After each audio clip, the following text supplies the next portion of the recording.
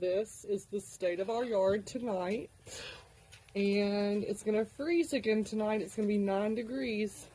So stay tuned. It is getting a lot colder now. And everything's going to refreeze. We'll see what happens. But this is how much snow we have left in our backyard. So yeah, we have a lot of snow left in our backyard. Braxton's playing in the little baby pools, baby swimming pools we have for the dogs to drink out of. And look at that solid ice. I mean, this is the edge of our fence. This is like hardly touched snow.